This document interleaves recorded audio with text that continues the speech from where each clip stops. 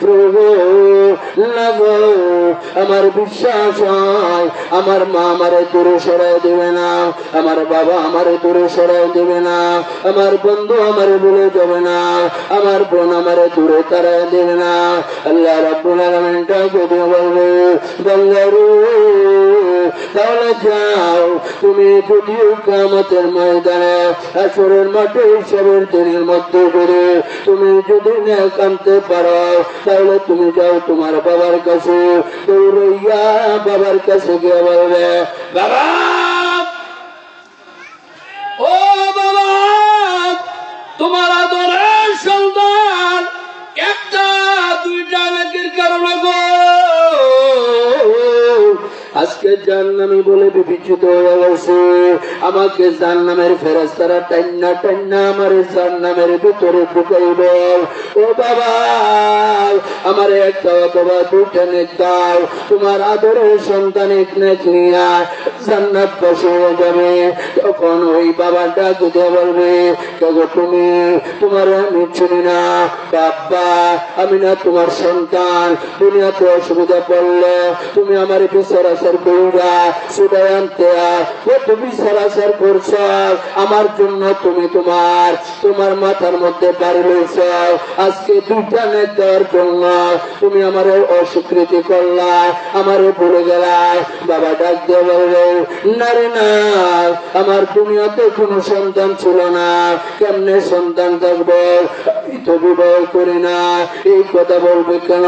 মুফাসসিরিন ইকরাম উল্লেখ করে, কারণ সন্তানের পরিচয় দিয়া যদি নেক নিয়ে যায় তাহলে বাবার কি হবে? বাবা তো নাফসি করে, আমার কি হবে, আমার কি হবে, এই কথা বলবে।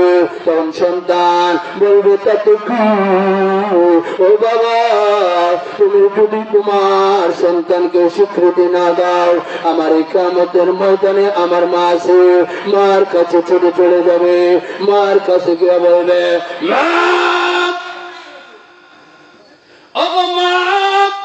তোমার আদরের সন্তান গো একটা অথবা দুইটা নেকের খাও আজকে জাহান্নামী হয়ে গেছে, মাগো আমার এই দুইটা নেক দাও, আমার একটা নেক দাও। মা ডাকতে বলবে তবে তুমি, আমি আপনার আদরের সন্তান, আব্দুল্লাহ, আব্দুর রহমান, আমার নাম আব্দুর রহমান, তুমি আমাকে কেউ চিনতে পারো না।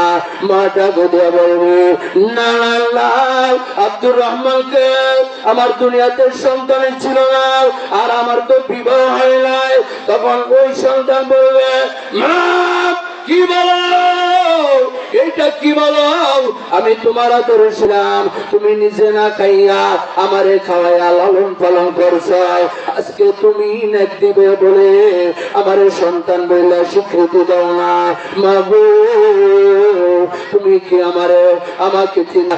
না না না, আমার কোন সন্তান ছিল না।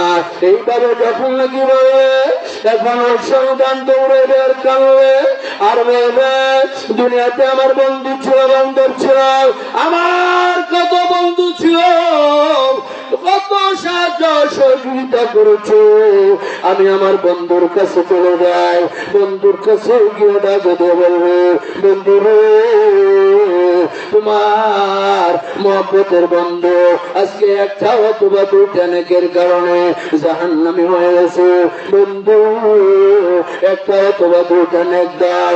এখন বন্ধু ডাক দিয়ে বলবে কে তুমি? বন্ধু না, আমার কোনো বন্ধু ছিল না।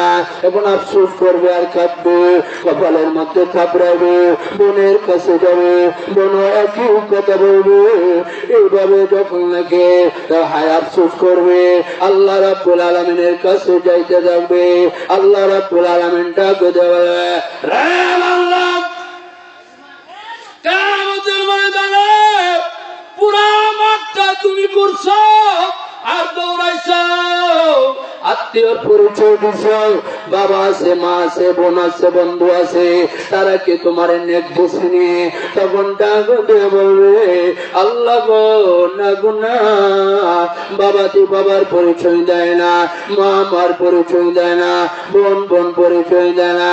আল্লাহ ডাকতে বলবে রে বাবা আমি তো কোরআনের মধ্যে ফরমান জারি করছি, ইয়াউমা ইয়াফিরুল মারউ মিন আখি ওয়া উম্মিহি ওয়া আবিহি ওয়া সাহিবাতিহি ওয়া বানি। আল্লাহু আকবার বলেন।